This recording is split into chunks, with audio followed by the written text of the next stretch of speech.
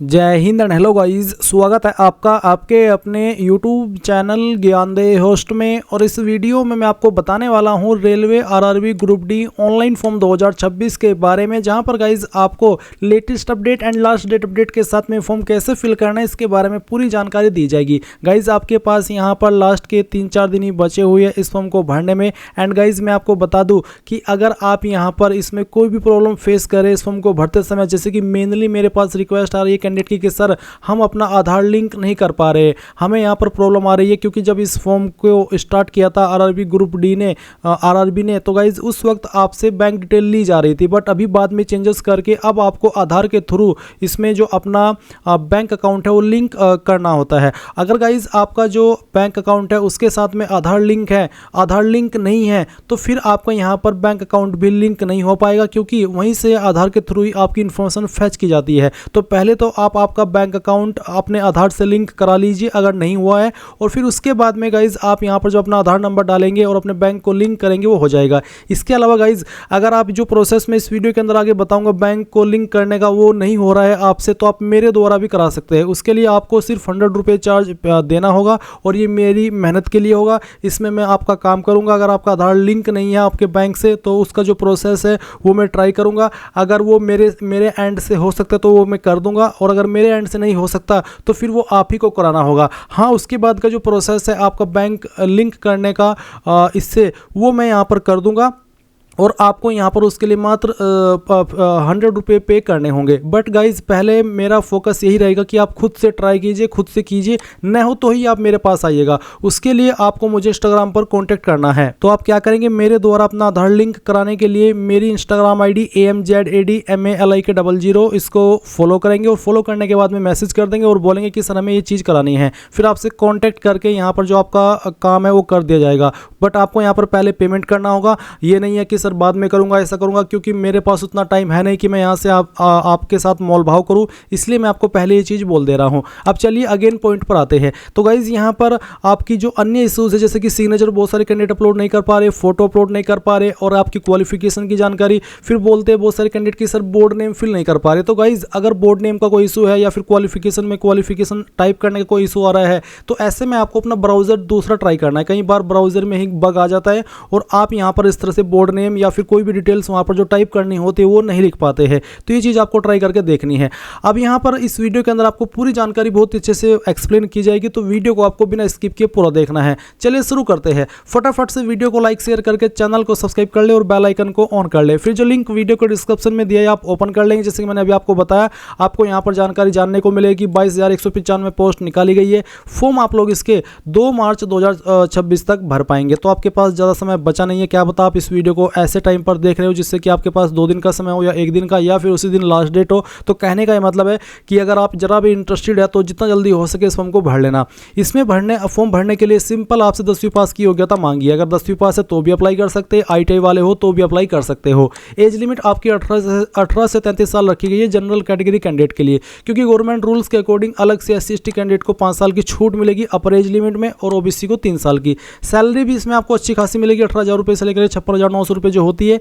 And fees इसमें general OBC EWS के लिए 500 और बाकी कैटेगरी के लिए 250 है, जिसमें कि फीमेल की सभी कैटेगरी भी आ जाती है। हाँ, जब आपका जो एग्जाम है वो हो जाएगा तो गाइज जनरल OBC EWS को 400 रुपये फीस रिफंड कर दी जाएंगे, और जो बाकी कैटेगरी है जिनसे 250 रुपये लिए जा रहे हैं उनको पूरी की पूरी फीस रिफंड कर दी जाएगी। तो ये चीज़ आपको समझ में आ गई। और इसी के संबंध में गाइज आपसे बैंक की जानकारी ली जा रही है, उसी अकाउंट में फिर आपको रिफंड मिलता है।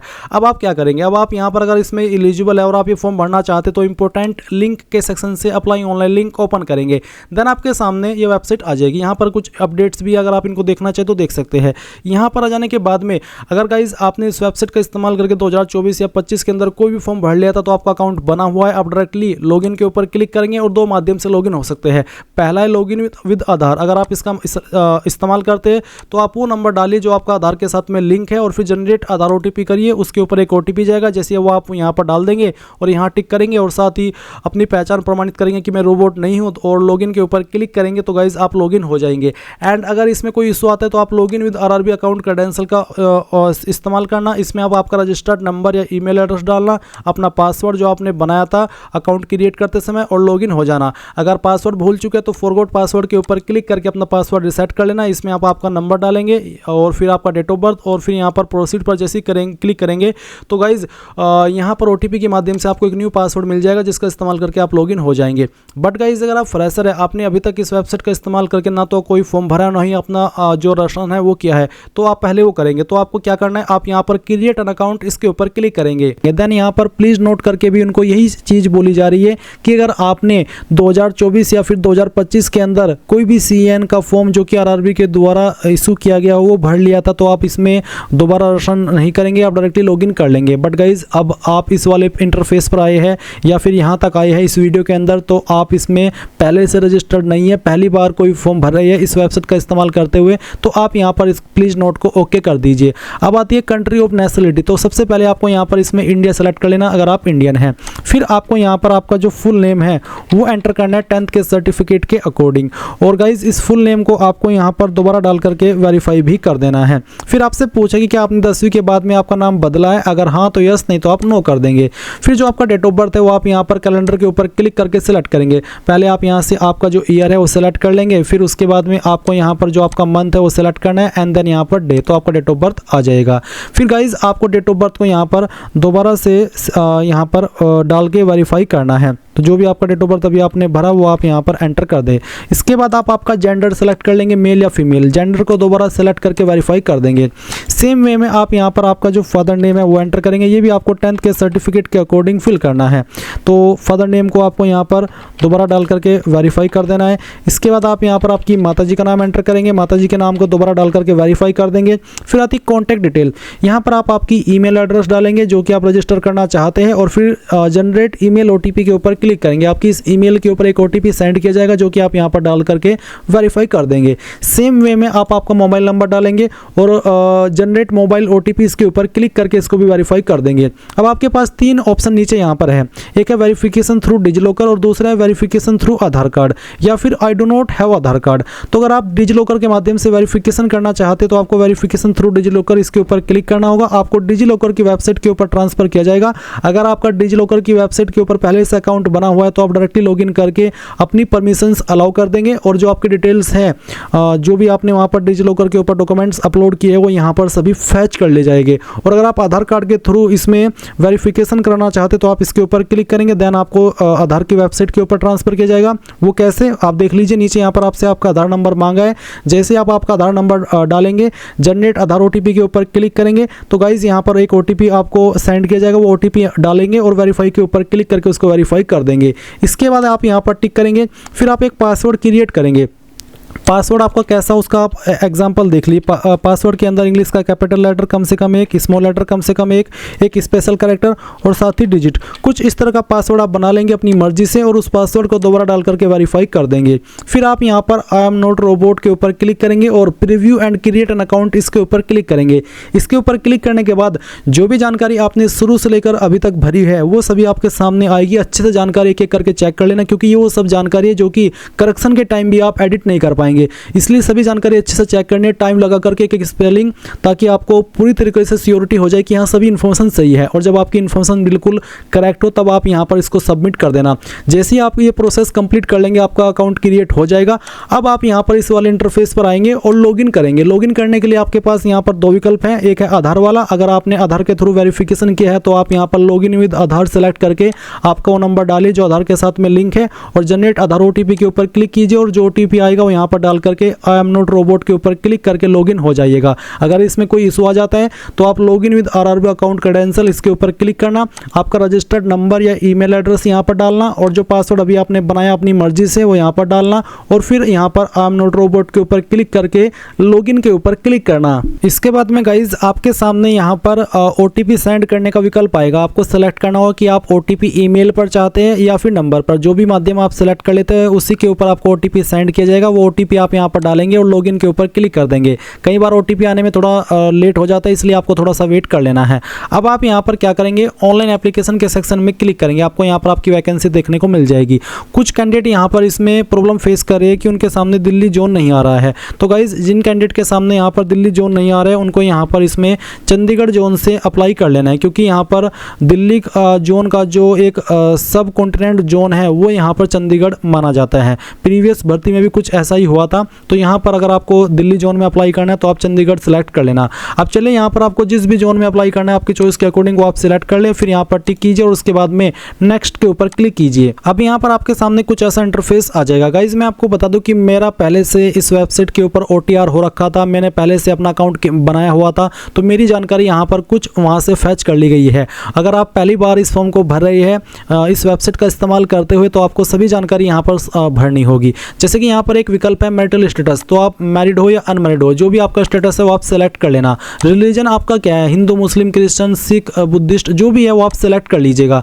अगर आप मुस्लिम है तो आपसे यहाँ पर एक सवाल पूछा है कि do you wish to avail fee exemption, यानी कि जो फी एग्जाम्शन मिलता है आपको, जो कि अगर आप जनरल OBC WS से आप यहाँ पर अभी 500 रुपये फीस पे कर रहे हो, जब आपका एग्जाम हो जाएगा तो आपको 400 रुपये फीस रिफंड होगी, और जो बाकी कैटेगरी कैंडिडेट है उनको यहाँ पर पूरी की पूरी फीस रिफंड कर दी जाएगी। तो ये उसी के संबंध में सवाल है, जिसमें आपको अगर आपने यस कर दिया तो आपको जो फीस रिफंड जो मिलता है वो मिलेगा, और अगर आपने यहाँ पर नो कर दिया तो गाइज आपको आपकी जो फीस है वो रिफंड नहीं की जाएगी। जैसे कि मैंने यहाँ पर इस वाले ऑप्शन में यस किया, तो यस करने पर यहाँ पर मेरे सामने एक इन्फॉर्मेशन आई है जहाँ पर ये बोला है कि you have claimed waiver of examination fee, you will be required to furnish an affidavit on non judicial stamp paper mentioning your minority community at the time of document verification, यानी कि आपको यहाँ पर आपका जो कास्ट सर्टिफिकेट है वो show करना होगा, जिसमें कि आपको ये दर्शाया गया हो कि हाँ आप आपकी जो फीस है वो रिफंड चाहते हैं। तो आप यहाँ पर I understand and I agree इसके ऊपर क्लिक करेंगे। अगर यहाँ पर आप do you wish to avail fee exemption में नो कर देते हैं तो गाइज आपको जो फीस रिफंड होती है आपके एग्जाम के बाद में वो फीस रिफंड नहीं होगी। इसलिए आप यहाँ पर सभी कैंडिडेट अगर आपके सामने ये ऑप्शन आए तो आप इसमें यस करना। फिर जब आपका एग्जाम हो जाएगा तो जनरल OBC WS को 400 रुपये फीस रिफंड होगी, और जो बाकी कैटेगरी कैंडिडेट हैं उनको यहाँ पर जो पूरी की पूरी फीस है वो रिफंड कर दी जाएगी। अब आता है मदर टंग, यानी कि आपकी मातृभाषा कौन सी है। आप जिस भी स्टेट में हैं और उस स्टेट की जो लोकल लैंग्वेज है वो जो वहाँ पर बोली जाती है वो लोकल लैंग्वेज आप यहाँ पर सेलेक्ट कर लेंगे, वही आपकी मदर टंग कहलाई जाती है। अब आता है choice of language for examination, आपकी जो एग्जाम है वो आप किस लैंग्वेज में देना चाहते हैं, इनमें से जो भी लैंग्वेज आप सेलेक्ट कर लेंगे, फिर इसी लैंग्वेज में आपको एग्जाम देना होगा। फिर आता है permanent visible mark of identification, आपकी बॉडी के ऊपर ऐसा निशान जिससे आपकी बॉडी की पहचान होती है, निशान आपकी बॉडी के ऊपर कहीं पर भी हो सकता है, तो इस निशान के बारे में आपको यहाँ पर लिख देना है, और ये निशान आपका जलने का, कटने का, बर्थ मार्क कुछ भी हो सकता है। फिर दूसरा मार्क है, अगर आपकी बॉडी के ऊपर एक से ज़्यादा निशान है तो आप दूसरे निशान के बारे में यहाँ पर लिख दीजिए। इसके बाद आती है कास्ट कम्युनिटी, यानी कि आपकी कास्ट कैटेगरी कौन सी है, जनरल हो, ST हो, OBC हो या फिर EWS है, जो भी आपकी कास्ट कैटेगरी है वही आप सेलेक्ट करेंगे। अगर आप अनरिजर्व्ड है, जनरल है, तो आपके सामने कोई अतिरिक्त ऑप्शन नहीं आएगा, बट अगर आपकी कैटेगरी ST है तो यहाँ पर गाइज आपके सामने अतिरिक्त ऑप्शन आएगा, जैसे कि आप देख सकते हैं कि SC ST कैंडिडेट को यहाँ पर जो आपका सर्टिफिकेट है वो देना होगा। मैं यहाँ पर I understand and I agree इसके ऊपर क्लिक करता हूँ, आपके सामने कुछ इस तरह से विकल्प आएंगे। अगर आप OBC सेलेक्ट करते हैं तो भी आपके सामने यहाँ पर इसी तरीके से विकल्प आएंगे। OBC सेलेक्ट करने पर एक अतिरिक्त विकल्प ये है कि जहाँ पर पूछा कि सिलेक्ट नॉन क्रीमी या फिर creamy layer status under OBC, अगर आप OBC क्रीमी लेयर है तो आपको जनरल के रूप में कंसिडर किया जाएगा, और अगर आप नॉन क्रीमी लेयर OBC तो फिर आपको जो रिजर्वेशन के फ़ायदे हैं वो यहाँ पर मिलेंगे।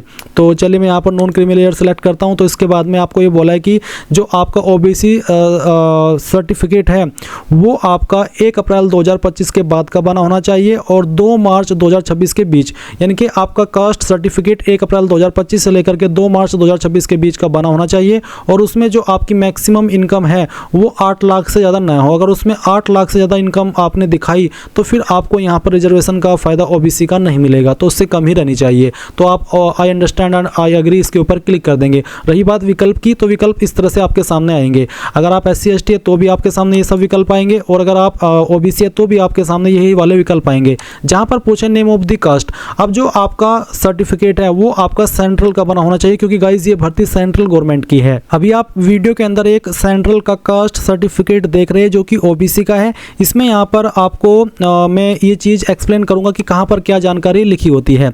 तो इसमें गाइज अभी सबसे पहले आपसे पूछिए इसमें नेम ऑफ द कास्ट, तो कास्ट इसमें कहाँ पर मेंशन होती है। तो इसमें यहाँ पर आप देख सकते हैं इस कैंडिडेट की जो कास्ट है वो यहाँ पर लिखा गया है तेली कम्युनिटी।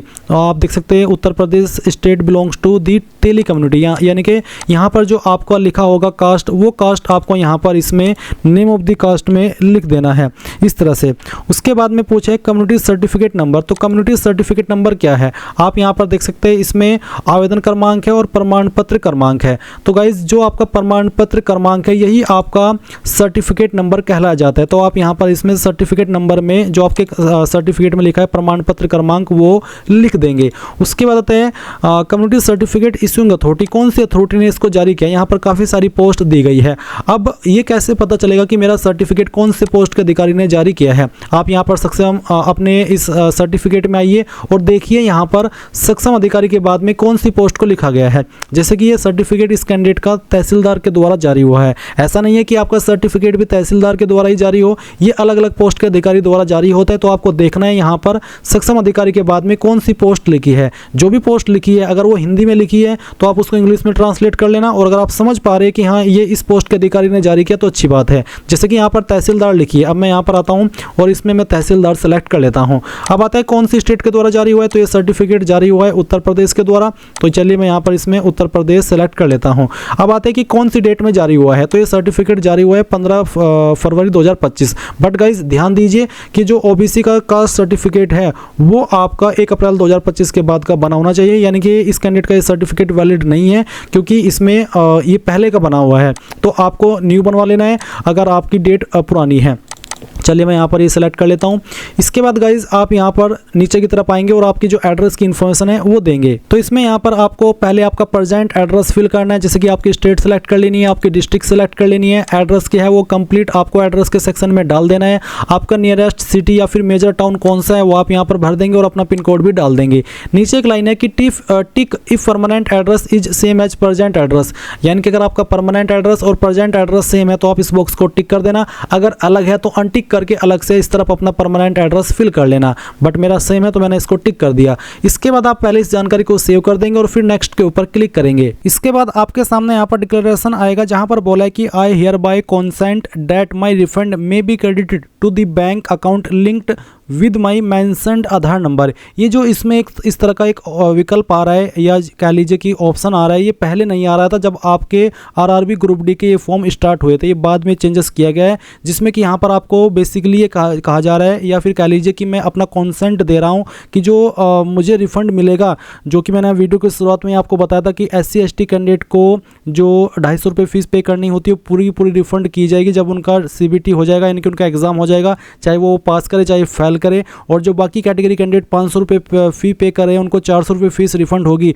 तो ये उसी के संबंध में जहाँ पर ये कहा जा रहा है कि मैं अपना कंसेंट दे रहा हूँ कि मुझे जो मेरा रिफंड है फीस का वो मेरे उस बैंक अकाउंट के अंदर दिया जाएगा जो कि मेरा आधार नंबर के साथ में लिंक है। क्योंकि आप जब अपना कोई बैंक अकाउंट ओपन कराते तो उसमें आपको अपना आधार नंबर लिंक कराना होता है। तो यहाँ पर यही है कि मैंने अपना जो बैंक अकाउंट है जो आधार नंबर के साथ में लिंक करा रखा है उसके अंदर मुझे अपना रिफंड चाहिए और मैं उसके लिए कंसेंट दे रहा हूँ। तो आप आई अंडरस्टैंड एंड अग्री इसके ऊपर क्लिक करेंगे। तो ये चीज़ आपको समझ में आ गई। अगर आपका बैंक के साथ में आधार नंबर लिंक नहीं है तो गाइस इसको लिंक करा लीजिए क्योंकि उसी में फिर आपको रिफंड आएगा। अब आप यहाँ पर देखेंगे कैटेगरी डिटेल, इसमें यहाँ पर आपसे पूछा कि क्या आप एक सर्विसमैन है, अगर है तो यस, नहीं तो आपको नो करना है। फिर पूछा है कि क्या आप एक विकलांग कैंडिडेट है, अगर हाँ तो यस, नहीं तो यहाँ पर भी आपको नो करना है। फिर पूछे कि is your writing ability affected, basically है कि अगर आपको लिखने में कोई प्रॉब्लम है और आप उसके लिए स्क्राइब चाहते तो यस करेंगे, अगर आप बिल्कुल ठीक ठाक है तो आप यहाँ पर इसमें नो कर देंगे। उसके बाद economically backward class section EBC है, आपसे पूछे कि आप एलिजिबल है फी कंसेशन अंडर EBC, अगर है तो आप यहाँ पर यस करेंगे, नहीं तो आप यहाँ पर नो कर देंगे। जैसे कि यहाँ पर है कि note EBC candidate should be aware that they are entitled only for fee concession and not to job reservation, यानी कि सिर्फ इनको फी कंसेशन मिलता है, कोई जॉब रिजर्वेशन इससे नहीं मिलेगा। If valid EBC certificate is not submitted during document verification then your candidature will be rejected, यानी कि जब आपका डॉक्यूमेंट वेरिफिकेशन होगा, अगर आपने उस वक्त इस ऑप्शन में यस करके सर्टिफिकेट वहाँ पर नहीं दिया अपना ईबीसी का, तो फिर आपका फॉर्म रिजेक्ट कर जाएगा। तो अगर आप ईबीसी है तो आप इसमें यस करेंगे, अगर आपको फी कंसेशन चाहिए और आपके पास सर्टिफिकेट है तो नहीं, तो आप इसमें नो कर देंगे। फिर क्या आप एक एम्प्लॉय है इंडियन रेलवेज की, अगर हाँ तो यस, नहीं तो नो कर देना है। इसके बाद पूछा है कि name of the current department organisation, अगर आप कोई करंट जॉब कर रहे हैं जैसे कि सेंट्रल गवर्नमेंट में, स्टेट गवर्नमेंट में या फिर पब्लिक सेक्टर अंडरटेकिंग में, तो आप सेलेक्ट कर लेंगे। अगर आप अभी छोटी मोटी कोई जॉब कर रहे हैं तो आप यहाँ पर नॉट एप्लीकेबल सेलेक्ट कर ले। उसके बाद पूछे are you a course completed act apprentice in railway establishment and processing NAC, यानी कि national apprenticeship certificate granted by NCVT, यानी कि आप कोई अप्रेंटिसशिप अभी कर रहे हैं, अगर हाँ तो यस, नहीं तो आप यस करके उसकी इन्फॉर्मेशन देंगे, और नहीं कर रहे हैं तो आप सिंपली नो कर दीजिए।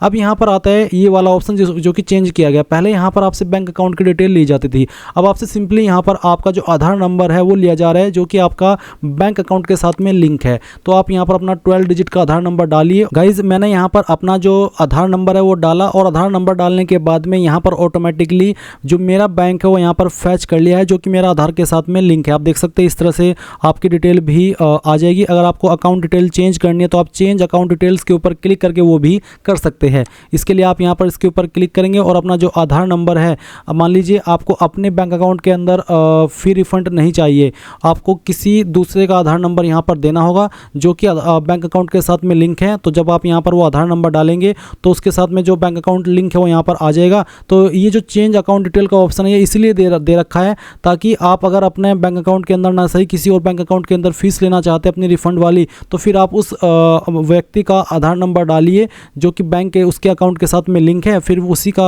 बैंक यहाँ पर आ जाएगा और उसी के अकाउंट में आपको आपकी फीस रिफंड कर दी जाएगी, और इसमें कोई इशू वाली बात भी नहीं है। अब आप सेव करके नेक्स्ट के ऊपर क्लिक कर देंगे। अब जैसे ही आप यहाँ पर सेव कर रहे हैं तो यहाँ पर फिर से डिक्लेरेशन आ रहा है कि I hereby consent that my refund, उसमें किया जाएगा जो कि मेरा आधार नंबर के साथ में लिंक है। तो आप आई अंडरस्टैंड एंड अग्री इसके ऊपर क्लिक करके अगेन यहाँ पर नेक्स्ट के ऊपर क्लिक कर दे। अब आपके सामने क्वालिफिकेशन की जानकारी आ चुकी है, तो मेरी जानकारी पहले से भरी हुई है, तो मैं यहाँ पर दिखाता हूँ कि कैसे आपको 10वीं की जानकारी भरनी है। अगर आप फर्स्ट टाइम इस फॉर्म को भर रहे हैं इस वेबसाइट का इस्तेमाल करते हुए, तो आप मैट्रिकुलेशन सेलेक्ट कर लेंगे, फिर स्टेट बताएंगे कि कहाँ से आपने आपकी 10वीं की है, कौन सी डिस्ट्रिक्ट के द्वारा की है वो डिस्ट्रिक्ट सेलेक्ट कर लेंगे, और अपने बोर्ड का नाम यहाँ पर डाल देंगे। किस डेट में पास कर ली थी वो डेट सेलेक्ट करेंगे, आपका 10वीं का रोल नंबर और फिर आपका जो 10वीं का सीरियल नंबर है या फिर सर्टिफिकेट नंबर है कोई एक चीज़ यहाँ पर डाल देंगे। इसके बाद आप इसको सेव के ऊपर क्लिक करेंगे तो जानकारी आपकी ऐड हो जाएगी। अब गाइज अगर आप इसमें नेशनल अप्रेंटिसशिप सर्टिफिकेट के माध्यम से अप्लाई कर रहे हैं तो आप यहाँ पर NAC सेलेक्ट करेंगे, फिर बताएंगे कौन सा ट्रेड है, तो इसमें एनी डिसिप्लिन है तो एनी डिसिप्लिन सेलेक्ट कर लेना, स्टेट सेलेक्ट करना, डिस्ट्रिक्ट सेलेक्ट करना जहाँ से आपने ITI की है, आपके इंस्टीट्यूट का नाम, date of passing, certificate number और सर्टिफिकेट NCVT के द्वारा ही होना चाहिए, तो आप इसको सेलेक्ट कर लेंगे। Certificate type and national apprenticeship certificate select करके ऐड के ऊपर क्लिक कर देंगे तो ये जानकारी आपकी ऐड हो जाएगी। अब अगर आप ITI के माध्यम से अप्लाई करें तो आप ITI सेलेक्ट करेंगे, ट्रेड सेलेक्ट करेंगे, एनी डिसिप्लिन इसमें ऑप्शन है, यानी कि कोई भी डिसिप्लिन वाला इसमें अप्लाई कर सकता है। फिर आपकी स्टेट, आपकी डिस्ट्रिक्ट, आपका इंस्टीट्यूट का नाम जहाँ से आपने ITI की है, डेट ऑफ पासिंग, सर्टिफिकेट किसके द्वारा मिला है, NCVT या फिर SCVT वो सेलेक्ट करेंगे, और सर्टिफिकेट टाइप आपको बताना है कि नेशनल ट्रेड सर्टिफिकेट है या फिर स्टेट ट्रेड सर्टिफिकेट है, और फिर आप ऐड के ऊपर क्लिक करके इसको भी ऐड कर देंगे। इसके अलावा अगर आप 12वीं की इन्फॉर्मेशन देना चाहते हैं, आपने 12वीं किया तो आप दे सकते हैं, वैसे कंपलसरी रूप में इसमें या तो 10वीं या ITI या फिर NAC यानी कि नेशनल अप्रेंटिसशिप सर्टिफिकेट, बट अगर आप 12वीं की इन्फॉर्मेशन देना चाहें तो आप दे सकते हैं, यहाँ पर अगर विकल्प आ रहा है, नहीं तो सिंपल 10वीं की जानकारी भरिए और आगे कुछ और भरने की आवश्यकता नहीं है। अब आप यहाँ पर नेक्स्ट के ऊपर क्लिक करिएगा।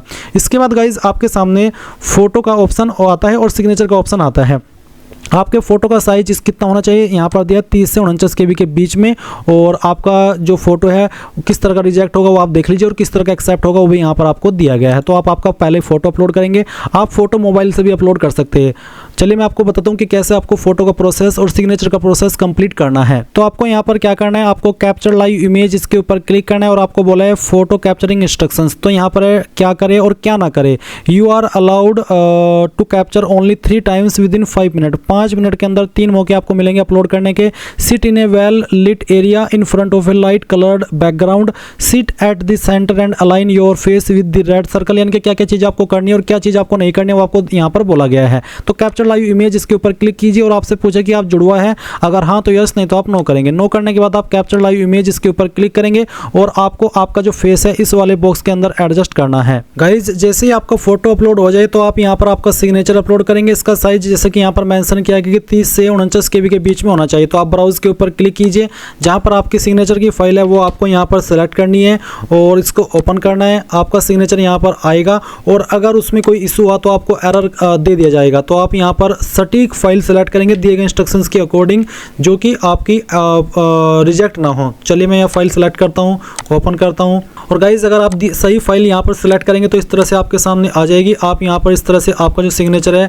वो सेलेक्ट कर यहाँ पर उसको एडजस्ट करेंगे और एडजस्ट करने के बाद में राइट आइकन के ऊपर क्लिक करेंगे और फिर आप यहाँ पर देखेंगे कि आपका जो सिग्नेचर है वो इस तरह से आ जाएगा। फिर आप यहाँ पर टिक करेंगे और सेव के ऊपर क्लिक करके इसको सेव कर देंगे और फिर आप नेक्स्ट के ऊपर क्लिक करेंगे। इसके बाद गाइज आपके सामने यहाँ पर पोस्ट प्रेफरेंस वाला ऑप्शन आएगा। तो आपको इस तरह से यहाँ पर जानकारी देखने को मिलेगी, आपको किन किन जोन के लिए आप एलिजिबल है या फिर किन पोस्ट पर एलिजिबल है वो देखने को मिल जाएगा। आप यहाँ पर प्लस के आइकन के ऊपर क्लिक करके ये अपनी प्रेफरेंस देंगे कि मैं इस पोस्ट को किस नंबर पर प्रेफरेंस देना चाहता हूँ। तो एक एक करके आपको यहाँ पर आपकी चॉइस के अकॉर्डिंग अपनी पोस्ट प्रेफरेंस दे देनी है।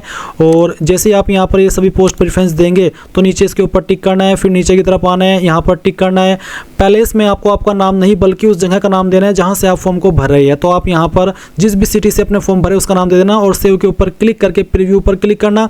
इसके बाद आपने जो भी जानकारी आप भरी है वो सभी आपके सामने आएगी। सभी जानकारी जब आप चेक कर ले और पूरी तरीके से श्योर हो जाए कि यहाँ सभी जानकारी सही है तो आप यहाँ पर टिक करके सबमिट के ऊपर क्लिक करेंगे। देन गाइज आपको पेमेंट के पेज पर ट्रांसफर किया जाएगा और जब आप आपकी फीस जमा कर देंगे उसके बाद ही आपका जो फॉर्म है वो फाइनल सबमिट माना जाएगा। तो इस तरह से गाइज आप लोग railway RRB group D online form 2026 भर पाएंगे। आई होप ये प्रोसेस आपको पसंद आया होगा। So thanks for watching. जय हिंद।